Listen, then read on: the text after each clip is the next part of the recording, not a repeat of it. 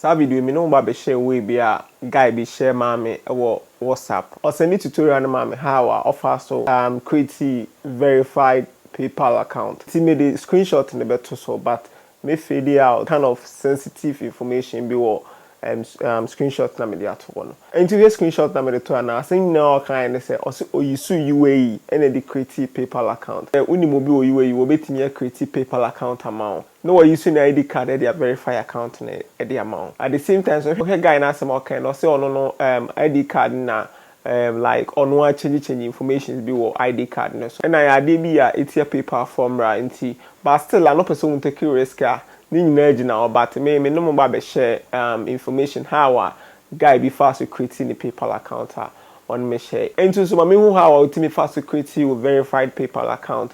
We wait me leave video to video na say na ignite me aboabo ho na ignite me akọ. At the same time as time goes on nya any relevant information be about PayPal creation and I say dey be ebebo yin na me video no e dey aba. Na yin na infant it me say we create virtual card wait me link e dey my PayPal account. Me create virtual card and one me dey make payment or online me go maybe I may send payments to Google Play Store and one I may use to my virtual card no and one I may use to ubetimi try or PayPal no. In case of so you use that method, you normally verify your account now. Follow us on Facebook, YouTube, and subscribe to the channel. Me the videos will be brown. Me the videos are here.